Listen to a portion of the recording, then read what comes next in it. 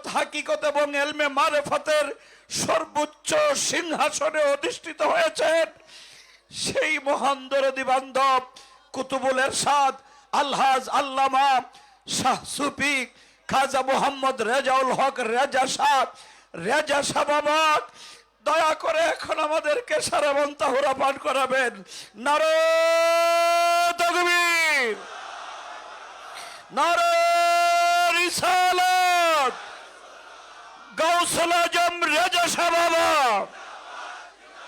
শাহানশাহ শম্ভুগঞ্জি, দয়াল দরদি এনায়েতপুরি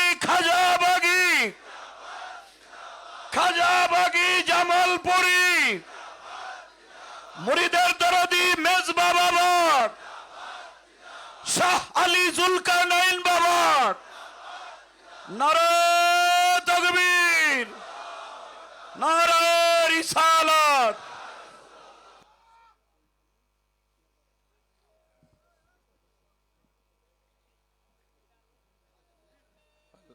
আলহামদুলিল্লাহ ওয়া নাহমাদুহু ওয়া নাস্তাঈনুহু ওয়া নাস্তাগফিরুহু ওয়া নুসাল্লি ওয়া নুসাল্লিমু আলা রাসূলিহিল কারীম।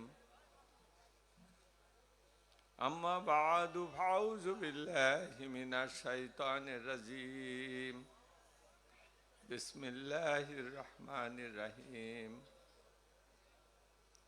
ইন্নাল্লাহা ওয়া মালাইকাতাহু ইউসাল্লুনা আলান নবী ইয়া আইয়ুহাল্লাযীনা আমানু সাল্লু আলাইহি ওয়া সাল্লিমু তাসলিমা।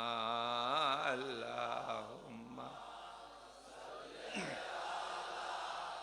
সাইয়্যিদিনা মাওলানা মুহাম্মদ ওয়া আলা আলি সাইয়্যিদিনা মাওলানা মুহাম্মদ। আম্মা বাদ, আল্লাহর ওলিদের ইন্তেকাল, আল্লাহর ওলিদের ইন্তেকালকে বলা হয় বেসালে হক। বেসালে হক আল্লাহর সঙ্গে মিলন প্রাপ্ত হওয়া।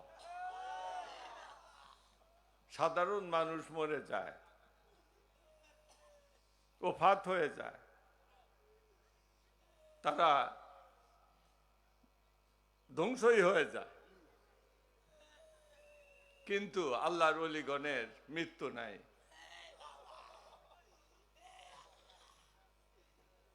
আল্লাহ ইন্না আউলিয়াল্লাহি লা ইয়ামুতু বাল ইয়ান্তাকিলু মিন দারিল ফানা ইলা দারিল বাকা। হাদিস শরীফ। যে নিঃসন্দেহে আল্লাহর ওলিগণ মৃত্যুবরণ করেন না, বরং তারা অস্থায়ী ধ্বংসশীল অস্থায়ী জগৎ থেকে চিরস্থায়ী জগতে প্রস্থান করেন, এবং এই প্রস্থানটা কি জন্য হয়? তারা আল্লাহর সঙ্গে মিলন লাভ করেন। এজন্য আল্লাহর ওলিদের ইন্তেকালকে বলা হয় বেসালে হক। বেসালে হক আল্লাহর সঙ্গে মিলন লাভ করা। ওই হিসাবে আজকের এই দিন, তার মর্যাদা, তার তাৎপর্য কত ঊর্ধ্বে।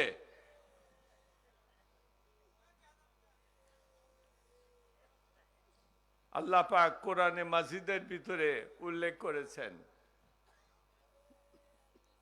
হুজুর পাক সাল্লাল্লাহু আলাইহি সাল্লাম যখন মক্কা শরীফে তিনি 13 বছর ছিলেন, 13 বছর রিসালাতের দায়িত্ব নিয়ে ওহী নাজিল হলো হেরা পর্বতের গুহায়। 40 বছর বয়সে দয়াল নবীজির ওমর শরীফ 40 বছর। সেই সময় হুজুরে পাক সাল্লাল্লাহু আলাইহি সাল্লামের উপরে ওহী নাযিল হলো। এই ওহী নাযিল হওয়ার পর 13 বছর তিনি মক্কায় ইসলাম প্রচারের দায়িত্ব পালন করলেন। কিন্তু সেখানে কাফেরগণ খুব শক্ত কঠিন হৃদয়, তারা হেদায়েত নিল না। তখন তিনি মদিনা শরীফে হিজরত করলেন, আল্লাহর নির্দেশে হিজরত করলেন। মদিনা শরীফে ছিলেন 10 বছর। এই মোট 23 বছরের রেসালাতের কর্মকাণ্ড। যখন তিনি মদিনা শরীফে গেলেন, তখন মদিনা শরীফের উপকণ্ঠে ইহুদিদের একটা জামাত বাস করত। তাদের একটা দুর্গ ছিল, সেই দুর্গের নাম ছিল খাইবারের দুর্গ। খাইবারে ইহুদিরা থাকতো। তারা কি করত, কিভাবে তারা চলতো? তারা সুদি কারবার করত। সুদি কারবার, এইটাই ছিল তাদের ব্যবসা।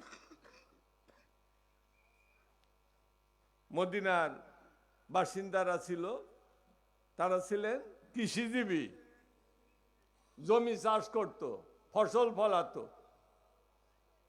কৃষকদের সব সময়, এই আদম আলাইহিস সালাম থেকে শুরু করে সব সময় তারা যখন ওই জমি জমা আবাদ করতেন, তখন তাদের নগদ অর্থের প্রয়োজন হইতো।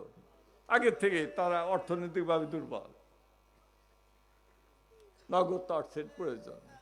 এখন এই নগদ অর্থটা কে দেবে? ওই নগদ অর্থ দেওয়ার জন্য ইহুদিরা ওই খাইবারে দুর্গ করে বসে রয়েছে। টাকা তো আর এমনি দেবে না, সুদ, সুদ, চড়া হারে সুদ, চড়া হারে সুদ নেয়। হিসাব করে নেয় যে কতটা তাদের কাছ থেকে নেওয়া যায় যাতে না মরে, একবারে বেঁচে জন্য মিনিমাম যতটা দরকার ওইটুক রেখে আর বাদ বাকি সব তারা নিয়ে নেয়। এই অবস্থা। ইহুদি খারাপ। ইহুদেরকে ভালো নাকি? খুব খারাপ। সেই ইহুদি তারা ওই যখন আসলো, নবীজি আসবেন, তাদের তৌরাত, তাদেরই কেতাব, তাদের নবী হযরত মুসা আলাইহিস সালামের উপর সর্বপ্রথম যে পূর্ণাঙ্গ আসমানি কেতাব নাজিল হয়েছিল, সেটার নাম ছিল তৌরাত। সেই তৌরাতের অধিকারী ছিল ওই জাতিগতভাবে ইহুদিরা, হচ্ছে সেই তৌরাতের দাবিদার। এজন্য তাদেরকে বলা হতো আহলে কেতাব, কেতাবের আহেল। তাদের উপরে কেতাব ছিল, এটা তাদের গর্ব ছিল, শক্তি ছিল, তাদের অহংকার ছিল। কিন্তু তাদের কেতাবের ভিতরে তারা খুলে খুলে দেখতো, তাদের কেতাবের ভিতরে আখেরি পয়গাম্বর আসবেন এই ভবিষ্যৎবাণী দিয়ে ভরা।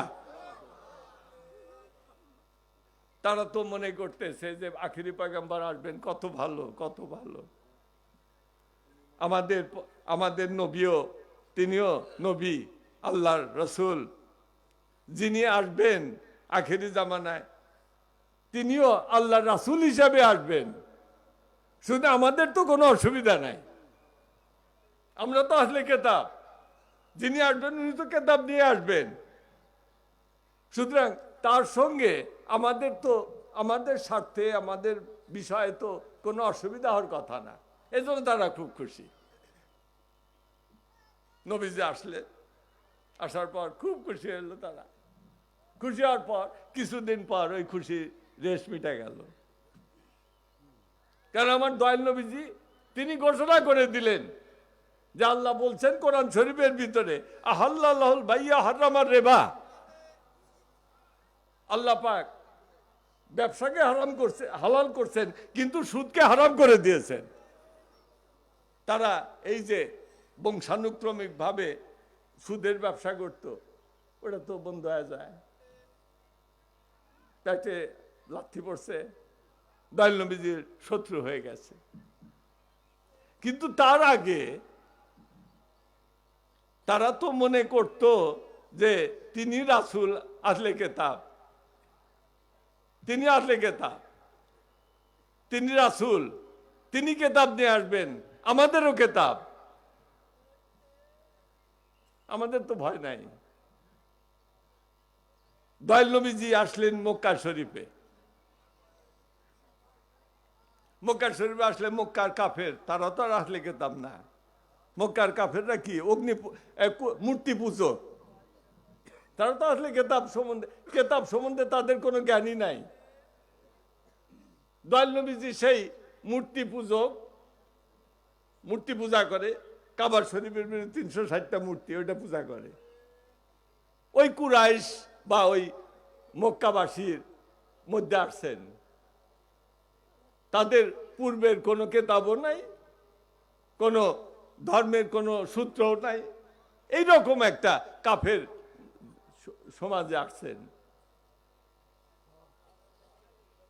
সেখানে তারা প্রশ্ন করে নবীজিকে, বিভিন্ন প্রশ্ন করে, কিন্তু নবীজি তো সবসময় ওই কেতাবের কথা কন। ওই কেতাবের কথা তো তারা বোঝে না। তারা তো জীবনে তোরাতও পড়ে নাই, জুব্বুরও পড়ে নাই, ইনজিলও পড়ে নাই, তারা কি বুঝবো? তখন তারা পরামর্শ করছে যে এই দয়াল নবী আসছেন, মুহাম্মদুর রাসূলুল্লাহ আমাদের মধ্যে আসছেন, তিনি তো খালি আসমানের কথা কন, কেতাবের কথা কন। তাকে তো আমরা কেতাবের কোনো জ্ঞান দ্বারা আটকাইতেও পারি না, আমাদের তো সে জ্ঞানই নাই। তাহলে উপায় কি? সবে পরামর্শ করে করলো যে মদিনা বা ইয়াসরিফ, মদিনা শরীফের পাশে আহলে কেতাব একটা জনগোষ্ঠী আছে, খাইবারে থাকে, আমরা একটা প্রতিনিধি পাঠায় দেই, তাদের কাছে থেকে প্রশ্ন জিজ্ঞাসা করে নিয়ে আসি। প্রশ্ন যে মুহাম্মদ সাল্লাল্লাহু আলাইহি সাল্লাম তিনি যে ধর্মের কথা কন, তাকে আটকানোর জন্য এখন ধর্ম থেকে প্রশ্ন নিয়ে তাকে আটকাইতে হইব, কেতাবের প্রশ্ন।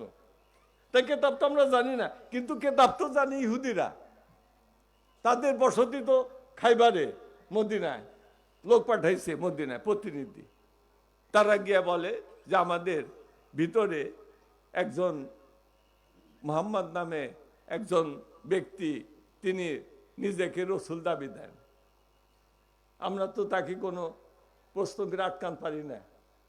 তিনি তো খালি আসমানের কথা কন, আল্লাহ রসুলের কথা কন, কেতাবের কথা কন, আমরা তো এগুলা বুঝি না। এখন তাকে আটকানোর জন্য আমাদেরকে কয়েকটা প্রশ্ন শিখায় দেন, যেগুলা কয় তাকে আটকাবে।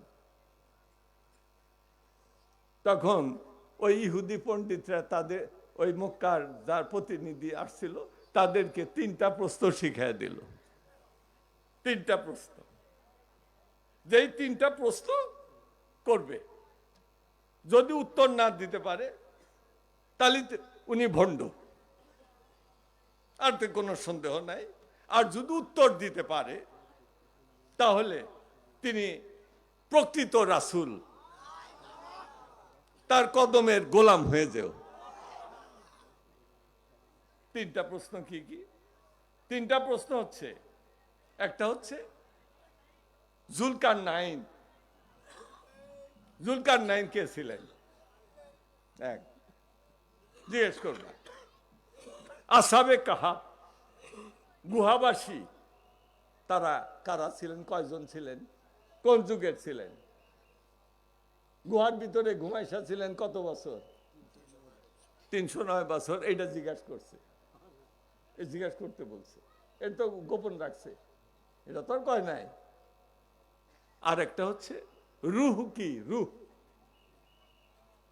এই 3টা প্রশ্ন যদি উত্তর দিতে পারে তিনি প্রকৃতই রাসূল, আর যদি না দিতে পারে ভণ্ড।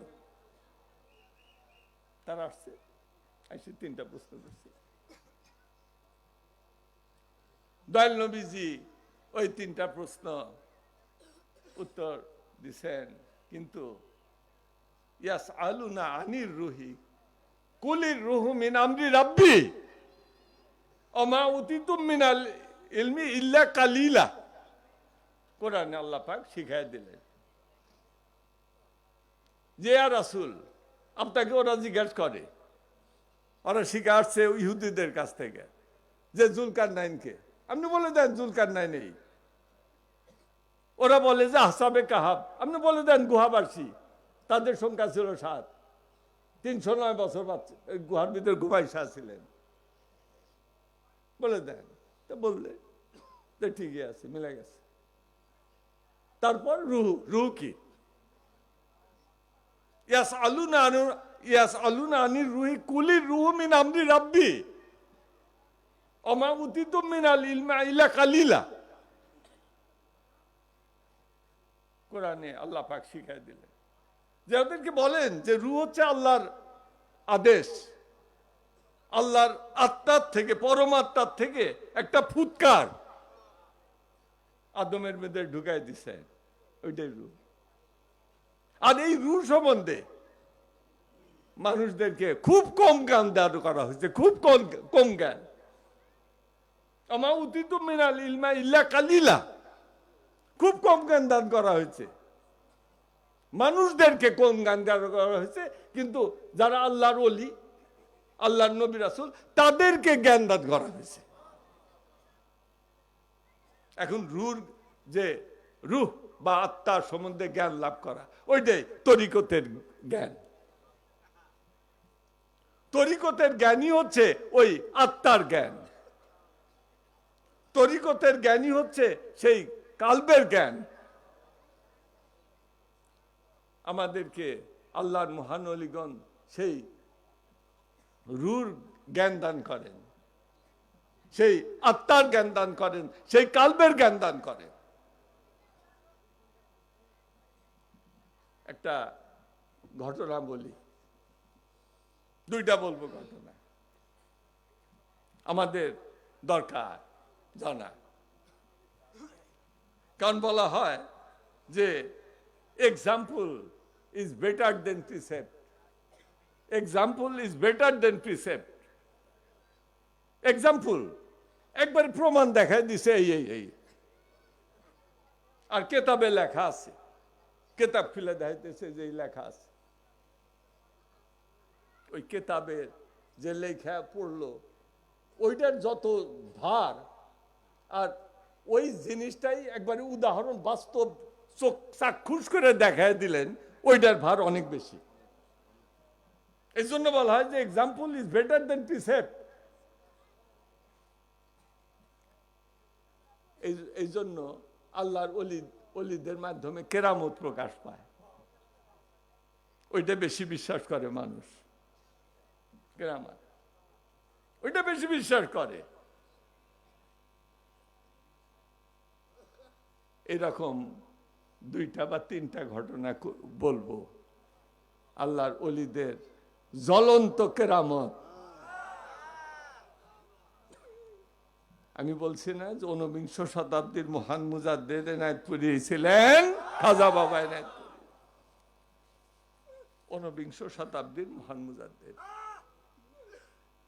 আর 20 শতাব্দীর মহান মুজাদ্দিদ আমার ওয়ালেদ সাহেব খাজা বাবা শম্ভু, এত সন্দেহ নাই।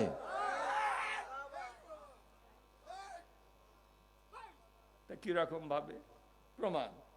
এক্সাম্পল কেতাবে লেখা আছে, ওটা তো ব্যাপারই। তারপরে এক্সাম্পল প্রমাণ।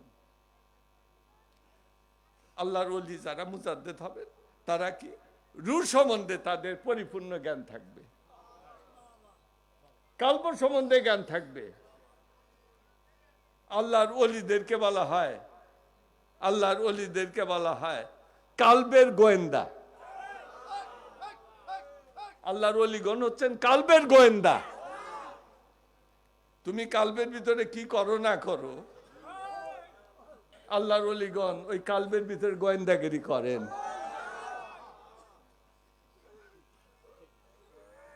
তুমি পিছনে কি করো, আল্লাহর ওলিগণ পিছনেও দেখেন। আমার দয়াল নবীজি মুনাফিকরা এসে ইসলাম কবুল করে নবীজির ভিতরে, ইসলামের ভিতরে ঢুকছে, উদ্দেশ্য খারাপ না? মুনাফিক লেবাস দিছে মুসলমানের, নবীজির কাছে ঘনিষ্ঠ হয়েছে, কিন্তু ভিতরে তো কাফেরের সে খারাপ, ওরা আরো খারাপ না? সেই মুনাফিক তাদের উৎপাত নবীজির উপরে খুব বেশি অনুভব করলেন। তখন তিনি বললেন, দেখেন যে তার মসজিদে তিনি দয়াল নবীজি ইমামতি করেন। দয়াল নবীজি তার মদিনা শরীফের যে জামাতে নামাজ পড়তেন, প্রত্যেক জামাতে ভিতরে নবীজি ইমামতি করতেন। দুইটা ব্যতিক্রম ছিল। এক যুদ্ধের ময়দানে মওলা আলীকে দিয়ে ইমামতি করাইছিলেন এবং দয়াল নবীজি পিছনে মুক্তাদি হয়েছিলেন। আর হুজুর পাক সাল্লাল্লাহু আলাইহি সাল্লাম যখন অসুস্থ হয়ে গেলেন, তখন হযরত আবু বকর সিদ্দিককে দেয়া ইমামতি করাইছে। এই দুইটা ছাড়া আর কোন সময় হুজুর পাক সাল্লাল্লাহু আলাইহি সাল্লাম তিনি পিছনে নামাজ পড়েন, তার পিছনে সাহাবায়ে কেরামগণ পড়তেন। ওই নামাজের বাহানা করে মুনাফিকরা ভিতরে ঢুকত। আব্দুল্লাহ ইবনে উবাইর দলের তো সংখ্যা কম না, 2000। মসজিদে নববী ছোট মসজিদ, ওই সময় ওই 2000 লোক লাগবো না, 400-500 ঢুকলেই মসজিদে বোঝা যায়। ওই মুনাফিকরা ঢুকে একবার সামনের কাতারে দাঁড়ায়, সাহাবায়ে কেরামকে দেখে কোনাইটা গোতা দেয়, পিছনে ফালায়। হযরত বেলাল আজান দেন, তিনি তো একামত দেবেন, ওদের ঠেলায় সামনে আসা পারে না, ওরা পিছনে থাকতে হয়। এই বিপদ। হুজুর পাক সাল্লাল্লাহু আলাইহি সাল্লাম একবার খুব রাগত স্বরে বললেন, সালাম ফিরে পিছন দিকে দেখেন যে সব মুনাফিকদের তো হুজুরি কাল পাচ্ছে নাকি? ওরা হুজুরি কাঁপছে না, তারা তো হুজুরি কালবে নামাজ পড়ে না, তাদের তো মনে দিক ওদিক দৌড়াদৌড়ি। খাজা ভাই নাথপুরি বলতেন, খাজা শম্ভুগঞ্জ বলছেন যে বাবা দেল হুজুরি ঠিক করো, নাহলে কিন্তু নামাজ রোজা কোনো কিছুই হবো না। এটা কি এনায়তপুরি পীর সাহেব নিজের থেকে কইছেন না কোরআন হাদিস থেকে কইছেন? হুজুর পাক সাল্লাল্লাহু আলাইহি সাল্লাম সালাম ফিরা পিছন দিকে মুনাফিকদের ওই অবস্থা দেখে তিনি রাগোত্তর স্বরে বললেন, আকিমুর রুকু সুজুদা ফাওয়াল্লাহি ইন্নী আরাকুম মিন বাদি। তিনি বললেন, আকিমুর রুকু সুজুদা, তোমরা রুকু সেজদা যে করবে ওটা কায়েম করো, রুকু সেজদাকে সঠিকভাবে কায়েম করবে, তার ভিতরে জেকের থাকতে হবে। রুকু সেজদা শুধু তসবিহ পড়লে হবে মুখে না, ওটাকে কায়েম করতে হবে, প্রতিষ্ঠিত করতে হবে তোমার দিলের ভিতরে। কিন্তু তোমার রুকু সেজদার ভিতরে তো তোমার ওই কায়েমত নাই, হাসিল করতে পারো নাই, তোমার তো হুজুরি কাজ নাই। তিনি ধমক দিলেন,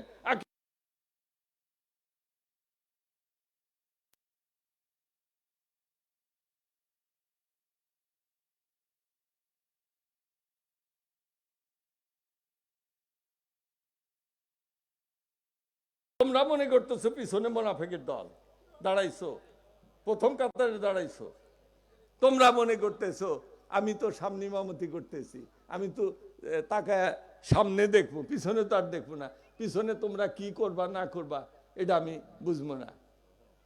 কিন্তু মনে রেখো আল্লাহর কসম, আল্লাহি মানে আল্লাহর কসম, আমি সম্মুখে যেরকম দেখি পিছনেও সেই রকম দেখি, এবং তোমাদের কালবের ভিতরে যে খুশু গুজু ওটাও আমি দেখি। রাহুল বুখারী। এখন কালবের ভিতরে কি খুশু খুশু,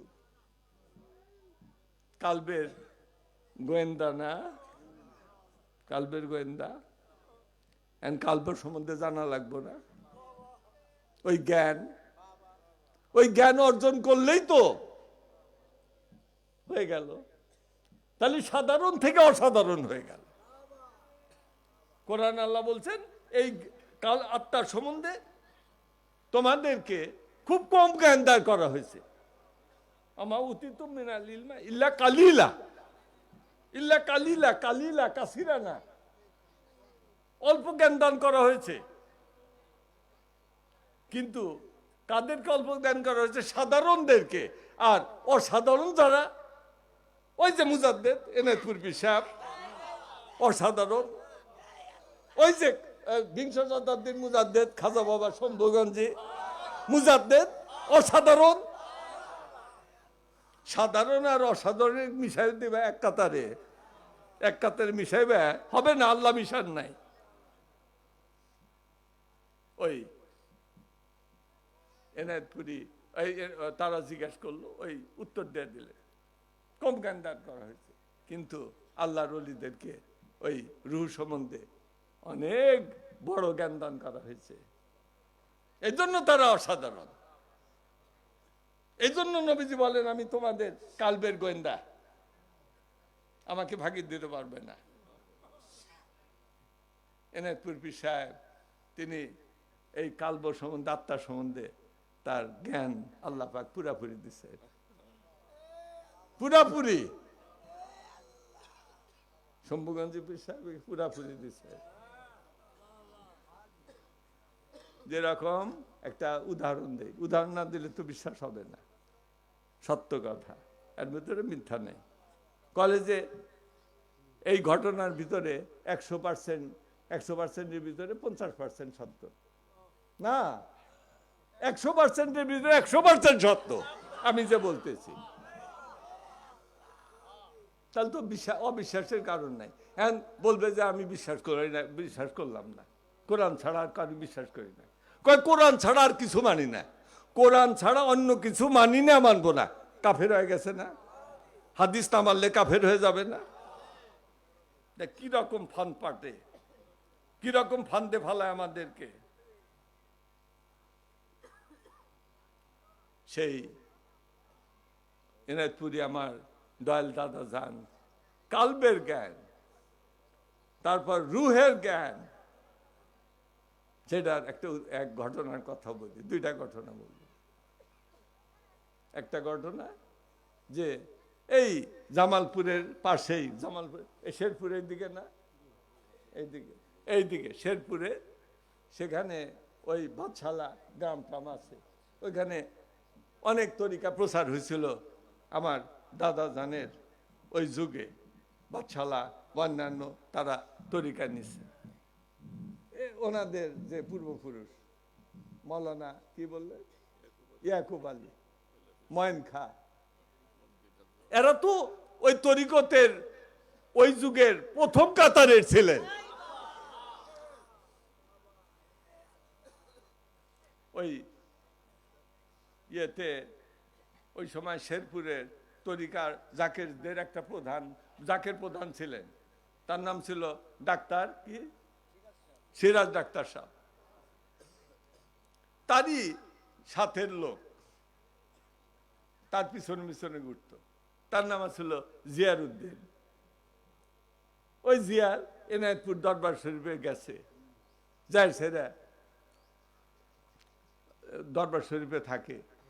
এনায়তপুর দরবার শরীফে কিন্তু খাওয়া কম দেওয়া হতো, পেট বেড়ে খাওয়া দেওয়া হতো না, অল্প, দিনের ভিতরে 2 বার দেওয়া হইতো। একবার সকাল 10টা-11টায়, আবার দেওয়া হলো এই ফজরের নামাজের, আসরের নামাজের পর, এই 2টায়। এরপরে আর কোনো খাওয়া নাই। এবং খাওয়া দেওয়ার সময় নিয়ম ছিল যে এই খাওয়া যে দেওয়া হবে আধা ঘন্টার ভিতরে তোমরা সবে এসে নিয়ে যাবে, আধা ঘন্টা পরে তালা মেরে আর দেওয়া হবে না। যদি তুমি বাইরে যায় থাকো তোমার জন্য বন্ধ, আর পাবে না। তাহলে ওই সময় অনুযায়ী আসতেই হবে। আমরা দেখতাম ছোটবেলায় এই এই শেরপুর, জামালপুর বা বিভিন্ন জায়গা থেকে হাজার হাজার ছাগল, খাসি ওরস শরীফের নজরানা হিসাবে যাইতো। ছোটবেলায় দেখতাম যে ওই মাজার শরীফের যে গলি রাস্তা দিয়ে ছাগলের পাল যাইতেছে হাজার হাজার, একটা স্রোতের মতো যাইতেছে, এরকম দেখতাম। ওই রকম ভাবে অনেক ছাগল আসতো। ওই ছাগল কিছু কুরবানি হয়ে যেত, কিছু লোকদেরকে খাওয়ানো হইতো, কিছু দরবারে থাকতো, কিছু বিক্রি হইতো। এইভাবে একবার ওরস শরীফের পর কিছু গরু ছাগল থাইকে গেছে, অনেক ছাগল।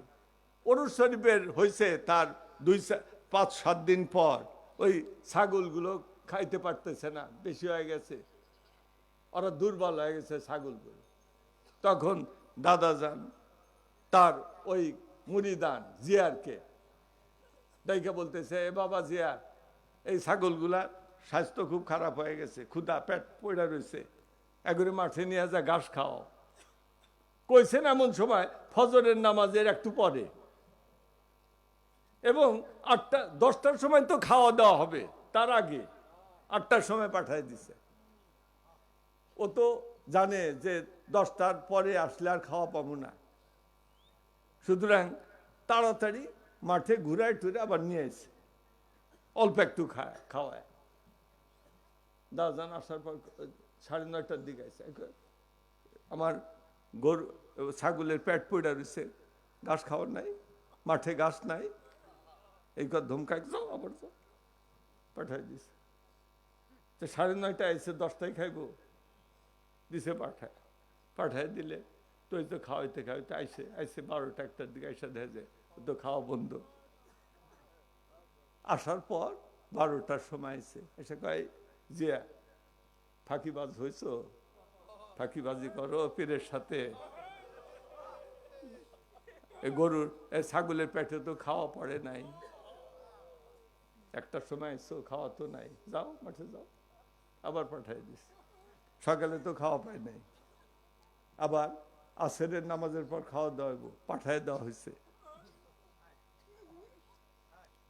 এখন আসরের নামাজের ঠিক আগে পাঠাইছে, তখন ওখানে যায়, খাওয়া দাওয়ার পর যেটুকু হয়েছে আসছে, আইসা দেখা যায় আসরের নামাজের পর খাওয়া বন্ধ হয়ে গেছে, তার না খায় থাকা লাগতেছে। এখন কি খাবে? পানি ছাড়া খাওয়া নাই। পরের দিন আমার দাদান আমাকে, এই জিয়া, বাবা জিয়া, এই ছাগলগুলো আবার নিয়ে মাঠে যায়। আবার মাঠে নিয়ে গেছে। এমন সময় পাঠান হিসাব করে, সকালে খাওয়ার আগে পাঠান, এবং ওই সকালে ঘুরা টুরা এসে দেখ খাওয়ার শেষ, না খায় থাকে, আবার আসরের ঠিক আগে পাঠায় দেয়, আসরের খাওয়াটাও মিস হয়। এইভাবে 2 দিন না খায় একবারে ল্যাঙ্গা হয়ে গেছে, ল্যাঙ্গা। 3য় দিন আমার দাদাজান কইতেছেন যে দেখ জিয়া, এই জিয়ারটা এত পাজি, আমার ছাগলে ভরপেট খাওয়ায় না, ডাক দাও।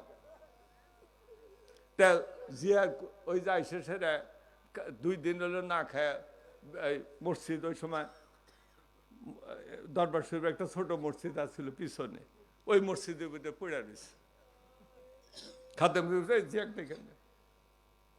ওই সময় এনায়তপুর পীর সাহেব এত নরম স্বভাবের, এত নরম, কোন মুরিদানদের বাবা ছাড়া কথা কন না, আর ওই ক্ষেত্রে অন্যরকম হয়ে গেছে।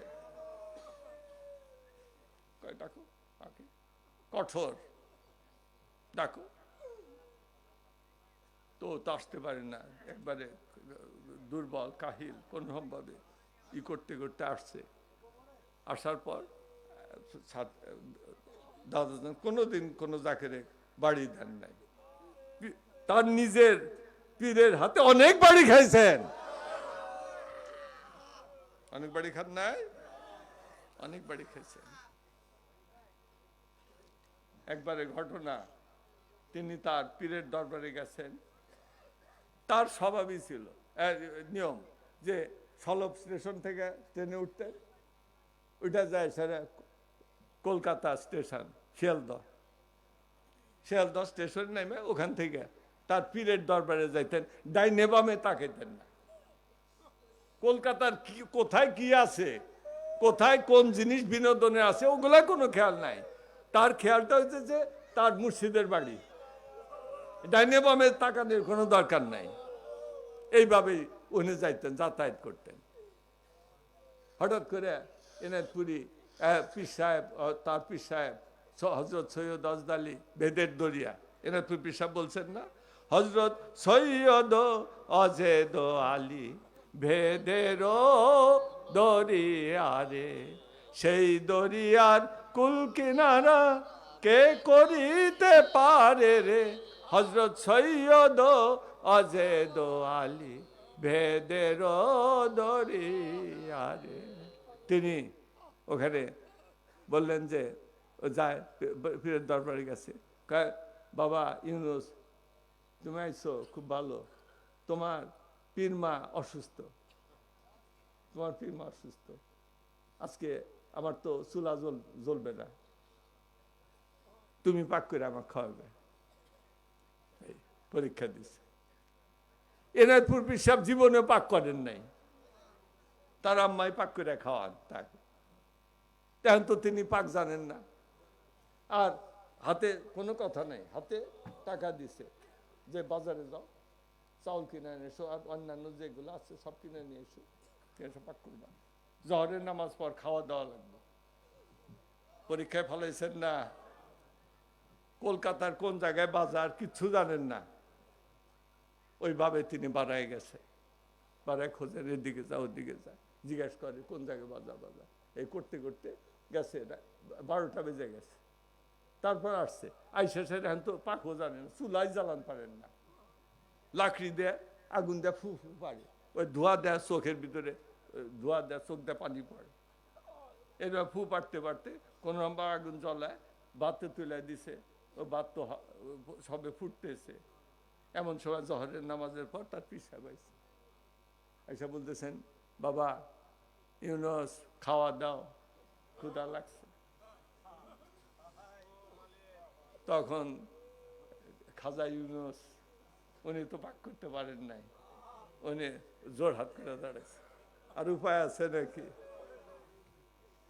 দৌড় হাত করে দাঁড়াইলে কি মা পাওয়া যাব? তার পীর সাহেব কঠোর, হাতে লাঠি, তিনি গেলেন, এই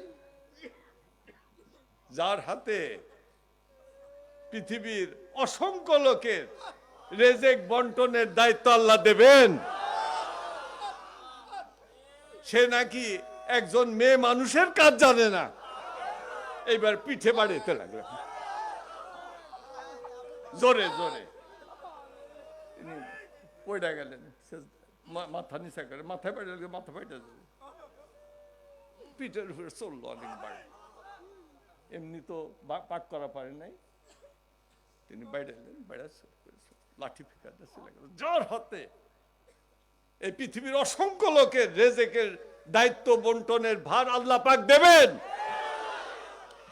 সেই লোক কি জানে না, মেয়ে লোকের কাজ জানে না। একে বলছিল না সেরা সাহেবে মিনিস্টার, ওই সময় কি মিনিস্টার হয়েছিল? কত দূরে দেখে, উনি তো মুনি দেখ পারেন নাই, বাবা শোনা কয় তরিকা শিক্ষা দিচ্ছেন, খুব আরামে আছি না আমরা। এনায়তপুর পীর সাহেবের মুরিদরা, সম্মুখে যে পীর সাহেবের মুরিদরা, কোন বাড়ি খাইছো তোমরা? কাউ নাই। ওই হাতে লাঠি দেয়, ওই জিয়াক ধরছে, যায় জিয়া মারছে বাড়ি, খাওয়ান পারো না আমার ছাগলে, এই বাড়ি দিলে জিয়া কাঁপতে কাঁপতে কাঁপতে বেহুশ পড়ে গেছে। ওই সময় দাদান তার খাদম গেছে, দাদা মরে নাকি, তাড়াতাড়ি মসজিদে নিয়ে শোয় তো মসজিদে নিয়ে যাও। এই বলে তিনি বাড়ির ভিতরে দ্রুত চলে গেছে। চলে যায় বড় দাদি পীর আম্মা, তাকে বলতেছেন যে আল্লাহর একজন আশেক, আল্লাহর একজন আশেক না খায় মারা যায়। আমার জন্য যে ভাত পাক করছো, তরকারি ভাত ভালো করে তো পাক করছো, ওই থেকে টিনের বাসনে, ওই সময় টিনের বাসনে খাওয়াইতো, টিনের বাসনে একবারে তাড়াতাড়ি পাই না, তাড়াতাড়ি মরে, আল্লাহর আশেক একজন আশেক মারে। ওইটা নিয়ে আসলো, নিয়ে এসে হাতে নিজেই ধরছে, ধরে বাইরে আসছে। খাদেমরা চারদিকে হুজুর আমরা নিয়ে যাই, না না তোমার দিক দেবো না, তোমার দিক দেবো না, আমি নিয়ে যাও। পরে মসজিদে যায়, সেরা পড়া রয়েছে জিয়া, বাবা খা খা, বাবা ভাত খা, তোর জন্য আনছি খা। জিয়া খা, জিয়া কয় না হুজুর আমি খাবো না, আমি খাবো না। পরে দাদান খাদেম করে বলতেছেন যে বাবা এত খায় না, এত খায় না, খাওয়া খাওয়াও, এই গায়ে প্লেটটাও করে দিয়ে তিনি হুজরার শরীফে চলে আসে। তখন মুড়িটাকে খা, হুজুর কেবলা নিজে এসে তো খাস না কে, আমি খামু কি করে? এই আমার বাবা মারা গেছে, আমার মা মারা গেছে, আমার চাচা চাচি কত আগে মারা গেছে, এই হাজার হাজার আমার আত্মীয় স্বজন পাড়া প্রতিবেশী জাগরে চিনি না, এরকম ভাবে হাজার হাজার আত্মা চারদিকে হাত পাচ্ছে যে আমরা 10 বছর খাই না, 20 বছর খাই না, আমাদেরকে খাওয়া দে, খাওয়া দে। এই রুহুর জ্ঞান, অমা উতিতুম মিনাল ইলমি ইল্লা কালিলা, রুহ সম্বন্ধে কম জ্ঞান দান করা হয়েছে।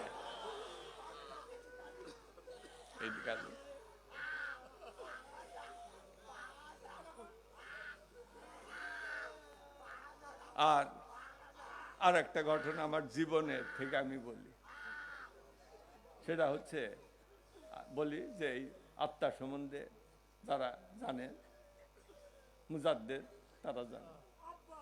তাহলে আমি কি জন্য বলি যে বিংশ শতাব্দীর মুজাদ্দেদ শম্ভুগঞ্জী আত্মার সম্বন্ধে জানেন, আত্মার সম্বন্ধে আল্লাহ তাকে জ্ঞান দান করছিলেন। কিরকম? যে আব্বাজানের সময় ওই দরবার লালকুঠিতে আব্বাজান আসলেন, তখন ওই শ্যামগঞ্জের আব্দুল কাদের নামে একজন মুরিদান, এনায়তপুরি দাদাজানের হাতের মুড়ি, দাদাজানের হাতের মুড়ি, সে আইসে আব্বাজানের খাদিম হইল, আর ওই আব্বাজানের দরবার ত্যাগ করলো না। কোন এক 18 ফাল্গুনের রাত্রে ওই আব্দুল কাদের লালকুঠি দরবার শরীফের উত্তরের একটা ঘর আছিল চৌহারি, ওই চৌহারি ঘরের ভিতরে ইন্তেকাল করলো। আমি যাই দেখি যে ওই লালকুঠির পিছনের যে একটা বারান্দা ছিল, ওই বারান্দা আব্বাজান বসে অঝরে কাঁদতেছে। আমাকে বললেন যে রেজা শোনো, ওই আব্দুল কাদের মারা গেছে। আমি আশ্চর্য হইলাম যে আব্দুল কাদের মারা গেছে, তার জন্য আব্বা কাঁদেন, মুরিদের প্রতি এত দরদ।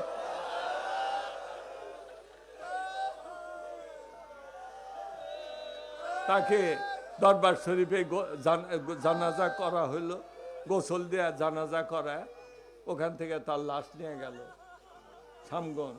তার ছেলে আছে ওই অ্যাডভোকেট নূর হাদি, ওই সময় ছোট, ওরা টরা নিয়ে গেল, সবই নিয়ে দাফন করলো। পরের দিন আমি আব্বাজান জিজ্ঞাসা করলাম যে আব্বাজান এই কাদের, আব্দুল কাদের, তাকে তো নিয়ে গিয়ে তার বাড়িতে দাফন করা হয়েছে, তার কবরের অবস্থাটা কি, কবরের হাল? আব্বাজান বললেন যে দেখো, গতকাল কি তো তাকে কবর দেওয়া হয়েছে, কবর দেওয়ার পরে মানুষ যখন দাফন করে 40 কদম চলে যায়, তখন মুনকার নাকির কবরে প্রবেশ করে জিজ্ঞাসা করে 3টা প্রশ্ন। মান রাব্বুক, আমার দিনুক, আমার হাজার রাজুল, আল্লাহ জিবু ইসাফিক, এই তিনটা প্রশ্নের উত্তর দিতে হবে।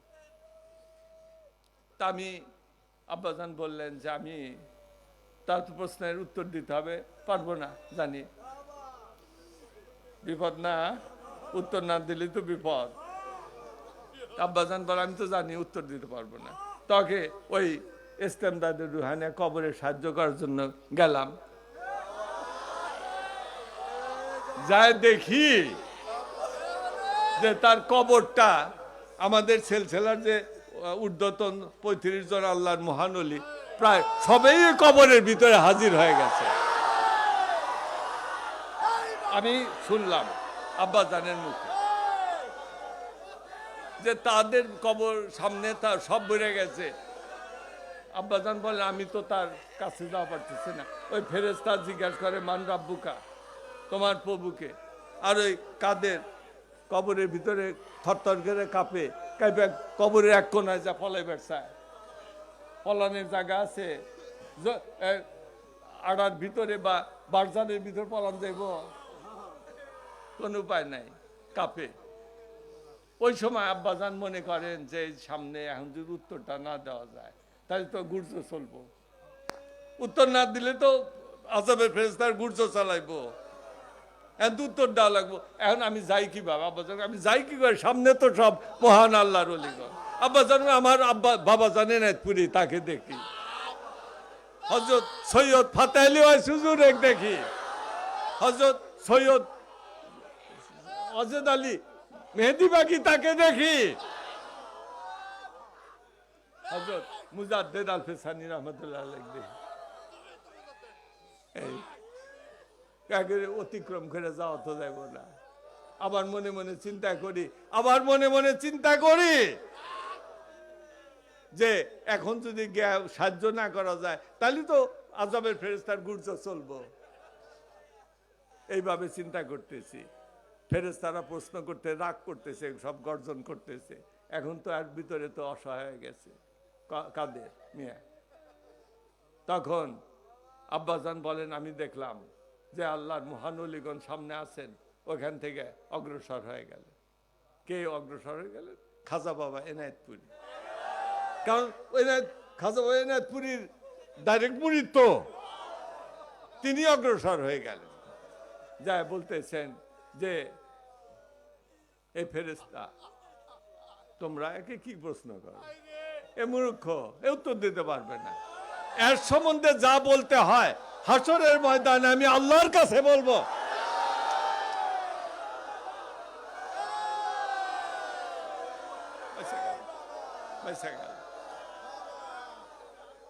এগুলো হচ্ছে আত্মার জ্ঞান, রুহের জ্ঞান।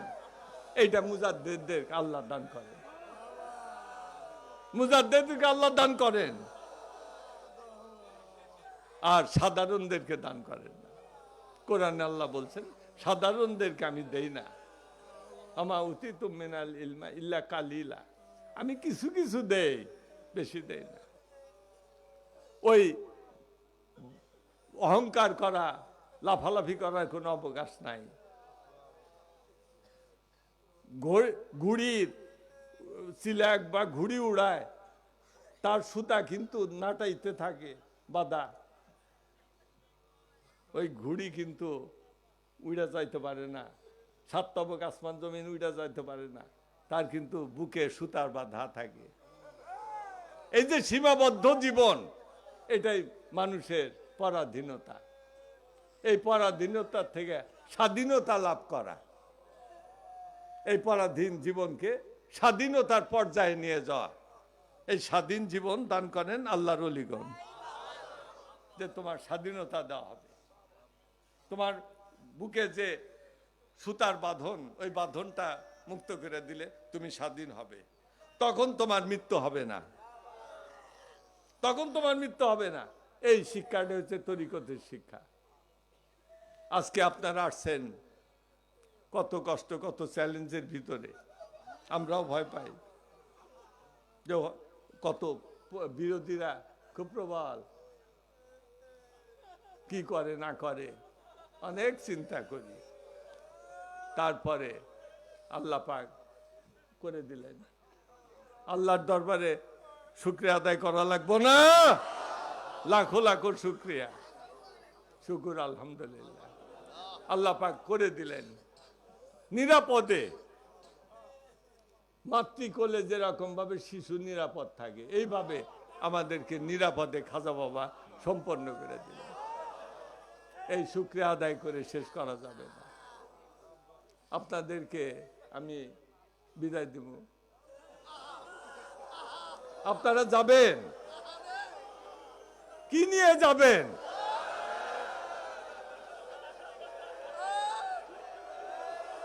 খাজাও বলছেন যে আমি এলকা করে দিব, ঢেলে দিব, তোমার দেল ভরে দিব। ওই তোমার দেল যে এলকা ঢেলে দেওয়া হবে, ওই ফয়েজ নিয়ে তুমি বাড়ি যাও। ওইটাই তোমার দুনিয়া আখিরাতের সম্বল। আমরা একাকী পথ চলবো না, আমরা কখনো একাকী পথ চলবো না। আমার নবীজি বলছেন একাকী পথ চলো না, তাহলে শয়তান তোমার সঙ্গী হবে। আমাদের একাকী পথ চলা যাবে না। তাহলে রাস্তায় যে আমরা পথ চলি, অনেক সময় একাকী চলি। উপায়টা কি? হ্যাঁ, উপায় আছে, আধ্যাত্মিক ব্যাখ্যা, যে তুমি যখন একাকী পথ চলো তখন তোমার সঙ্গে তোমার মুর্শিদকে রাখো, শয়তান আসতে পারবে না। তুমি যখন একাকী পথ চলো তোমার সঙ্গে তোমার রাসূলকে রাখো, শয়তান আসতে পারবে না। তুমি যখন একাকী পথ চলো তোমার সঙ্গে আল্লাহকে রাখো, তোমার আল্লাহকে রাখো, কোনো অসুবিধা হবে না। খাজা বাবা বলতেন যে চাঁদের মেলা ভেঙে যায়। চাঁদ, একটা চাঁদ, এই চাঁদের তো নিজস্ব আলো নাই। সূর্যের আলোর থেকে চাঁদ আলোকিত, আর ওই একটা চাঁদই সমস্ত পৃথিবী আলোকিত করে দেয়। তোমার দিলের ভিতরে সেই চাঁদের রশ্মিটা যখন প্রতিফলিত হবে আয়নার মধ্যে, তখন একটা জাকেরই যথেষ্ট পৃথিবীকে আলোকিত করে দেওয়া। এই শত শত হাজার হাজার চাঁদ, তোমরা বা আমরা এখানে বসে আছি, খাজা বাবার আলোকে আলোকিত হয়ে বসে আছি। আমরা হচ্ছে সেই রকম চাঁদের মতো। এই চাঁদের মেলা হয়তো ভেঙে যাবে, কিন্তু এই রকম একটা চাঁদই সমস্ত পৃথিবীকে আলোকিত করে দেয়। চলে যাবে, দোয়া করব আল্লাহ পাক নিরাপদে তোমাদেরকে কুওয়াতের কেল্লার শক্তির হেফাজতে রেখে নিজ নিজ বাড়িতে পৌঁছে দেন। মোহাব্বত সাথে করে নিয়ে যাও, সম্পদ নিয়ে যাও।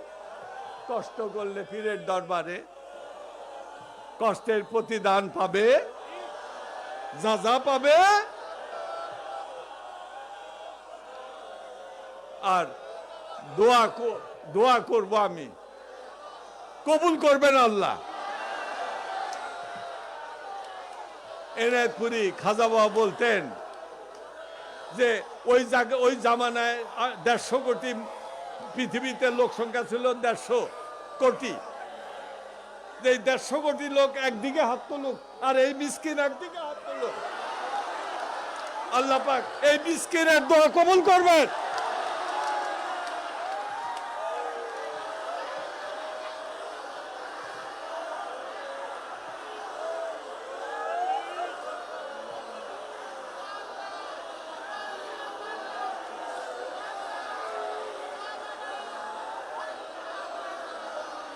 খাজা বাবার কদম জড়ায় ধরে থাকো, ভয় নাই, ভয় নাই। আল্লাহ কোরআনে নির্ভয় দিচ্ছেন, লা খাউফুন আলাইহিম ওয়া লা হুম ইয়াহজানুন। আল্লাহর ওলিদের ভয় নাই, কোন অবস্থাতেই তারা চিন্তাযুক্ত হবেন না।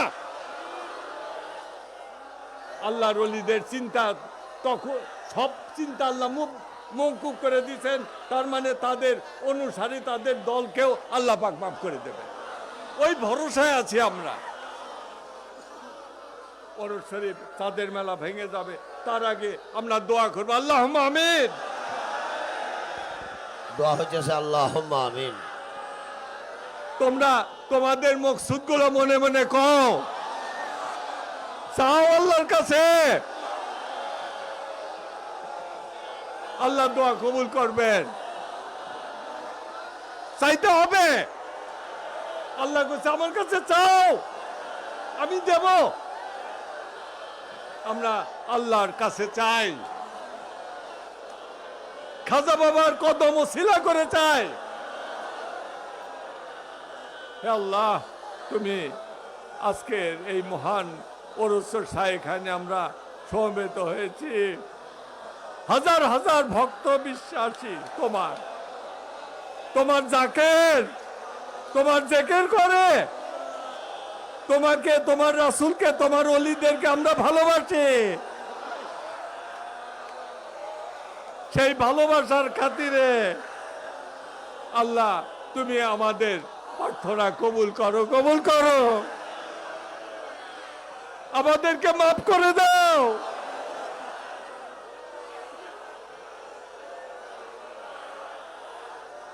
আল্লাহ, তুমি আজকের এই মাহফিলে যে আসলো আশেক, আশেকের সম্মেলন, তাদের চোখের পানি, তাদের জেকের, তাদের ইবাদত বন্দেগী নফল নামাজ,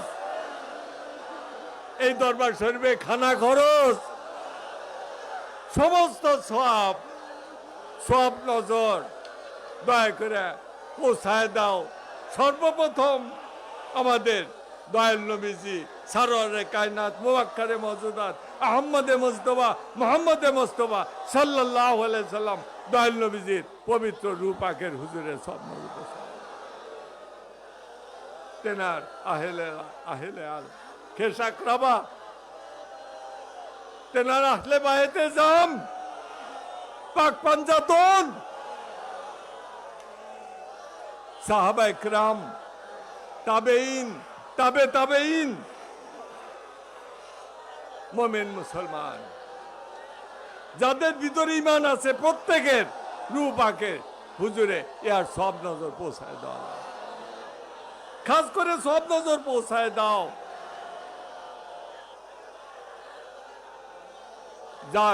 যাদের উদ্দেশ্যে আজকের এই ওরস শরীফ, ওরসের শায়েখাইন, দুইজন শায়েখ, দুই মুজাদ্দেদ, খাজা বাবা শাহ এনায়েতপুরী রহমাতুল্লাহ, খাজা বাবা শাহ শম্ভুগঞ্জি রহমাতুল্লাহ, তাদের রূহ পাকের হুজুরে আর সব নজর পৌঁছায় দাও আল্লাহ, সব নজর পৌঁছায় দাও। আমাদের এই সিলসিলার ৩৬ জন মহান আল্লাহর ওলিগণ গুজরে গেছেন, তাদের প্রত্যেকের রূহ পাকের হুজুরে সব নজর পৌঁছায়। হযরত মুজাদ্দেদ আল ফেসানি রহমাতুল্লাহ আলাইহি, তরিকার মহান বাদশাহ, তার রূহ পাকের হুজুরে সব নজর পৌঁছায়। হযরত খাজা বাহাউদ্দিন নকশবন্দ রহমাতুল্লাহ আলাইহি, তরিকার বাদশাহ, তার রূহ পাকের হুজুরে সব নজর তরিকতে সুলতানুত তরিকতে কাদরিয়া হযরত গাউসে পাক মহিউদ্দিন আব্দুল কাদের জিলানী রহমাতুল্লাহ আলাইহি, তার রূহ পাকের হুজুরে আর সব নজর পৌঁছায় দাও। সুলতানুল আউলিয়া হযরত ইমামের তরিকতে চিশতিয়া গরিবে নওয়াজ খাজা বাবা মঈনুদ্দিন চিশতি আজমির রহমাতুল্লাহ আলাইহি, তার রূহ পাকের হুজুরে আর সব নজর পৌঁছায় দাও, সব নজর পৌঁছায় দাও। সুলতানুল আউলিয়া চিশতি ইমামের তরিকতে সারোয়ার্দিয়া হযরত শিহাবুদ্দিন সারোয়ার্দি রহমাতুল্লাহ আলাইহি, তার রূহ পাকের হুজুরে সব নজর পৌঁছায় দাও। যত তরিকতের পীর মাশায়েখ আছেন, প্রত্যেকে গুজরায় গেছেন, প্রত্যেকের রূহ পাকের হুজুরে সব নজর পৌঁছায় দাও। খাস করে আমরা যারা এখানে হাত তুলছে, লক্ষ লক্ষ লোক আমরা উপস্থিত। আল্লাহর তোমার হাবিব বলছে 40 জন মুমিন একত্রিত হয়ে দোয়া করলে আল্লাহ পাক তার ভিতরে একজন ওলি বানায় দোয়া কবুল করেন।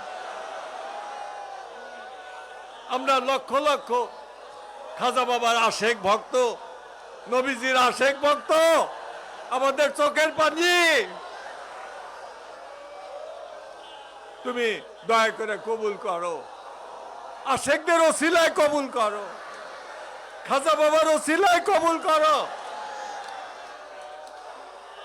আমাদেরকে দাও, দাও গো ভিক প্রভু অফুরান রহমত, দরবারে এসেছি প্রভু বাড়িয়ে রেখেছি হাত, দাও গো ভিক প্রভু অফুরান রহমত। অফুরান রহমত দাও, যে রহমত ফুরায় যাব না, অফুরান রহমত দাও, জানি শেষ না হয়ে যায় রহমত, আমাদেরকে সেরকম দান করো। আল্লাহ আমার আমার পরিবার পরিজন এদের জন্য তোমার কাছে দোয়া চাই। আমি এই মিসকিন আছি, মোজাবের খেদমত করতেছি, তোমার যদি পছন্দ হয় তাহলে আমাকে কবুল করো। তরিকতের খেদমতে আমাকে সুযোগ দিও, আরো কিছু যুগ। সার্বিক সুস্থতা দিও। আমার স্ত্রী ও মোজাবের খেদমত করে, আল্লাহ তাকেও 70 বছর কাল হায়াতে তায়েবা দান করো, হায়াতে তায়েবা দিও, পবিত্র হায়াত। আমার 2 মেয়ে আছে, একটা ছোট মেয়ে থাকে কানাডা, তার নাম অস্ট্রেলিয়ায় থাকে, তার নাম খাজা সালসাবিল মিমা। আব্বা জন্মনে রাখছিলেন, সেই মিমা এত দূরে থাকে। আল্লাহ তাকে, তার স্বামী ওখানে থাকে, সে থাকে নিঃসঙ্গভাবে। তার এক ছেলে খাজা ওমের খান আর এক মেয়ে হইতেছে আয়শা তাসনিম। আল্লাহ তাদের উপরে খাস রহমতে কামেলা নাযিল করুন। তাদের প্রত্যেককে 70 বৎসর কাল হায়াতে তাইয়্যিবা দান করো, সার্বিক সুস্থতা ভিক্ষা দান করো। আমার বড় মেয়ে খাজা জান্নাতারা, তার একটা মাত্র মেয়ে, আগে আমি ভালোবাসি খাজা, তার নাম হইতেছে যারা, তার স্বামী আছে। এদের তার প্রত্যেকের হায়াতে তাইয়্যিবা 70 বৎসর কাল হায়াতে তাইয়্যিবা সার্বিক সুস্থতা দান করো। আমার কলিজার টুকরা পুত্ররত্ন, তোমাদের পরবর্তী তোমাদের হাল ধরা আল্লাহ তুমি খাজা মেজবাহুল মুকাররবিনকে 70 বৎসর কাল হায়াতে তাইয়্যিবা ভিক্ষা দান, সার্বিক সুস্থতা দান করো। তার এক ছেলে হয়েছে, দোয়া করছিলাম, হযরত খাজা আলী জুলকারনাইন, তাকে তুমি 70 বৎসর কাল হায়াতে তাইয়্যিবা দান করো, সার্বিক সুস্থতা দাও,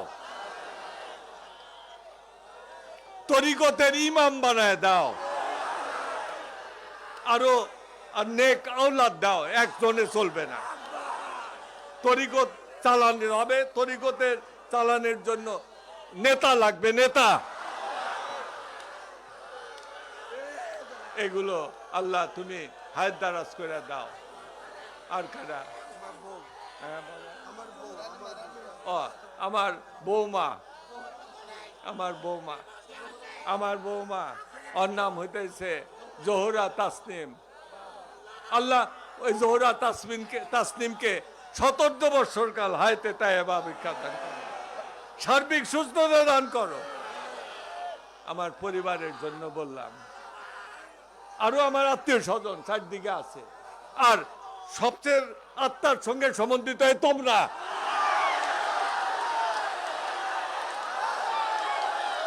আল্লাহ এদেরকে যাচাই খায় দান করো।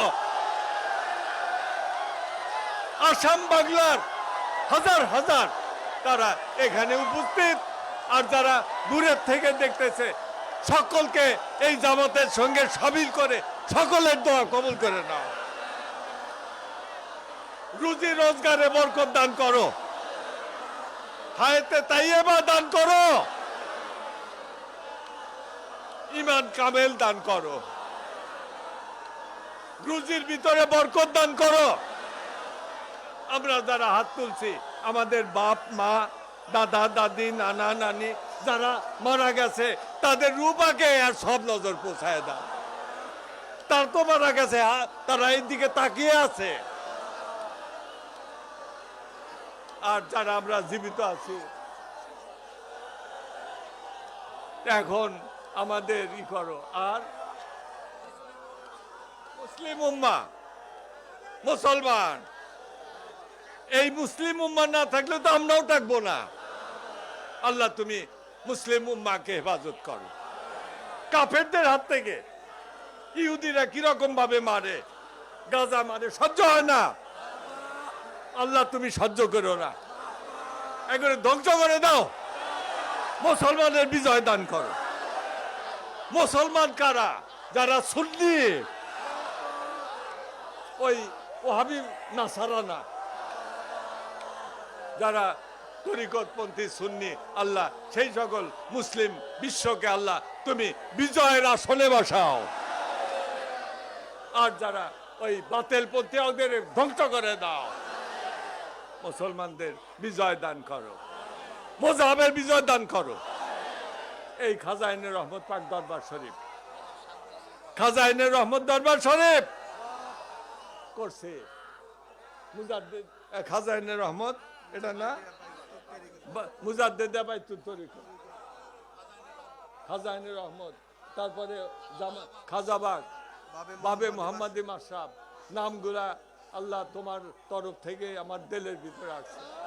এই দরবার শরীফ দুইটাকে আল্লাহ তুমি কিয়ামত পর্যন্ত কায়েম রাখো এবং বিজয়ের সঙ্গে কায়েম রাখো। এই দরবার শরীফের কিয়ামত পর্যন্ত যেন নেতৃত্বের ছেদন না হয়, নেতৃত্বের ছেদন না হয়, এই ধারাবাহিকতা বজায় রেখো। আমরা তোমার তরিকার গোলাম, তরিকা প্রচার করি, সুতরাং আমাদেরকে হেফাজত করো। আমাদের এই বাংলাদেশ যেখানে আমরা থাকি, এই বাংলাদেশ আমরা ভালোবাসি। এই বাংলাদেশের স্বাধীনতা, সার্বভৌমত্ব আল্লাহ তুমি রক্ষা করো।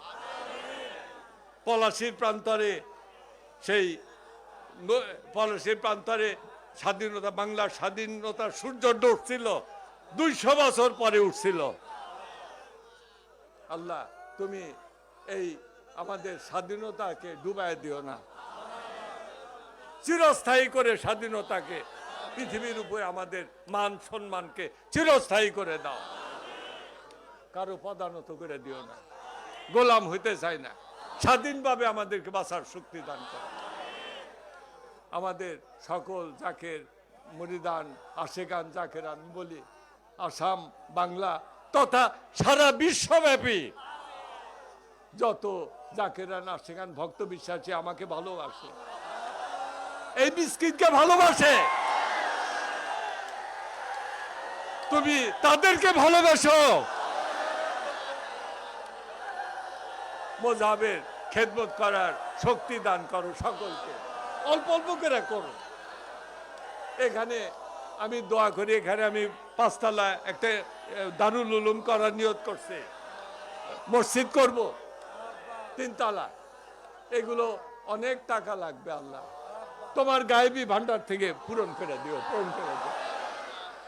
এদেরকে আমার পিছনে ইমানি শক্তিতে একত্রিত করে দাও, যাতে এখানে তরিকার একটা মশাল জ্বালায় দিতে পারে, যার সুফল কিয়ামত পর্যন্ত জাকের সমাজ লাভ করবে। আল্লাহ তুমি কবুল করো, কবুল করো, কবুল করো।